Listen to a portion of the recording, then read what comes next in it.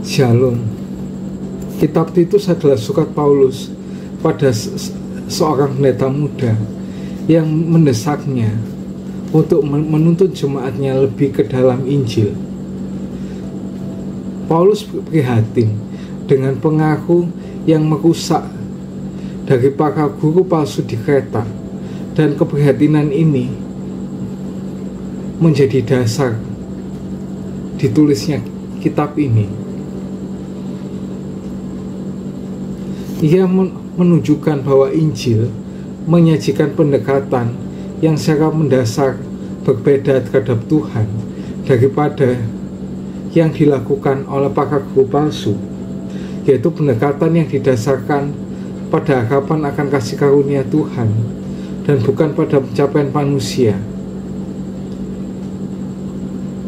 Kasih karunia menghasilkan jenis buah yang sama sekali berbeda dalam kehidupan orang percaya. Jemaat di Kreta diganggu oleh dua masalah, yaitu kebejatan dan legalisme, seperti yang dikatakan di Titus 1 ayat 10 sampai ke yang ke-16. Kebejatan adalah hidup yang sembrono, tidak bertuhan, dan bebas dari aturan. Legalisme adalah hidup yang patuh, ketat, dan kering. Yang pertama memanfaatkan kasih karunia Allah, yang kedua berusaha untuk mendapatkannya. Meskipun sangat berbeda dalam ekspresinya, Paulus menunjukkan bahwa kebejatan dan legalisme tumbuh dari akar yang sama, yaitu harapan dalam daging untuk pemenuhan pribadi. Orang yang tidak bertuhan memakan hawa nafsu daging, sedangkan orang legalis memakan kesombongan dalam dagingnya. Hal ini, kedua jalan tersebut mengakibatkan kelelahan rohani, pertikaian, dosa, dan akhirnya kebencian terhadap Allah. Paulus menunjukkan bahwa jawaban bagi kebejatan dan legalisme hanyalah Injil. Hanya Injil yang dapat memberikan rasa aman, kasih, dan sukacita yang didambakan hati manusia. Injil membebaskan kita dari perbudakan hawa nafsu daging dan kebutuhan untuk meninggikan diri di atas orang lain, karena persetujuan mutlak dari satu-satunya pribadi yang mendapatnya benar-benar penting telah diberikan kepada kita sebagai anugerah di dalam Kristus.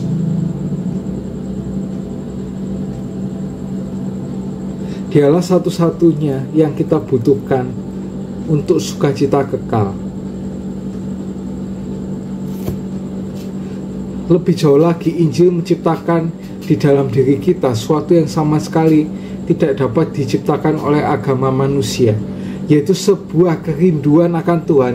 Mana ada agama yang benar-benar merindukan akan Tuhan tanpa mengharapkan apapun dari Tuhan. Nah, di sini Injil akan melatih hati kita untuk mengejar kebenaran dan bersemangat untuk melakukan pekerjaan yang baik, seperti yang dikatakan di Titus 2 ayat 11 sampai yang ke-12. Karena kasih karunia Allah yang menyelamatkan semua manusia sudah nyata.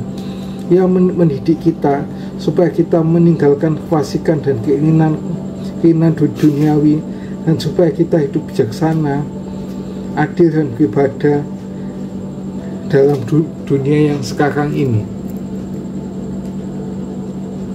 Kabar baik melakukan ini bukanlah melalui ancaman, hukuman, atau janji pahala, tetapi dengan membuat kita kagum akan Tuhan yang menyerahkan dirinya bagi kita. Mengatur daging tidak dapat mengekang keinginan berdosa, sebagaimana kita dapat menjinakkan binatang buas dengan merantainya. Hanya pengalaman yang mendalam dengan kasih karunia Tuhan yang mengubah hati,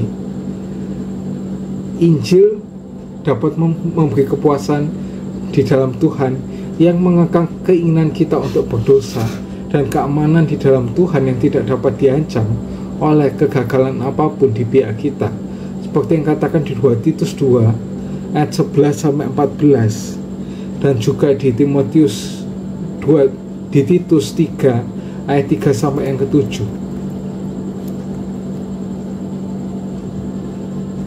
Karena itu pemahaman yang benar tentang Injil tentu menghasilkan kehidupan yang penuh sukacita, murah hati, dan kudus.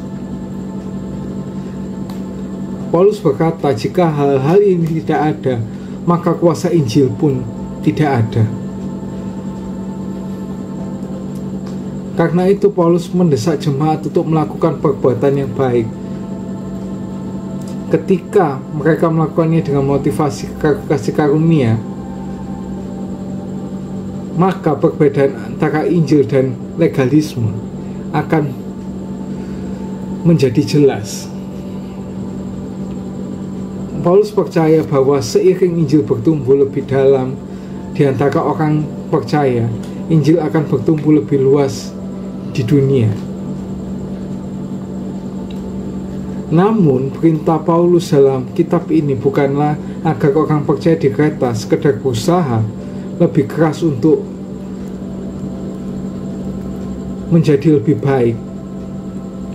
Paulus lebih menginginkan mereka mempercayai Injil lebih dalam.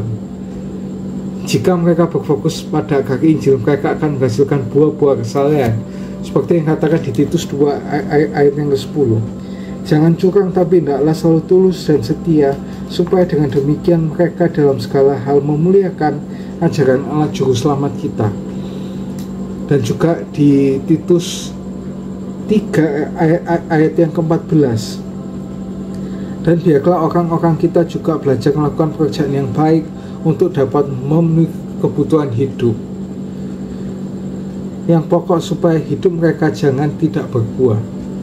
Berbahagialah siapa orang yang mendengar firman Tuhan, merenungkannya, menyimpan dalam hatinya, dan bahkan melakukannya dalam kehidupan sehari-hari.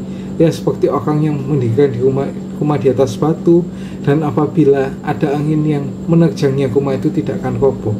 See you and God bless you.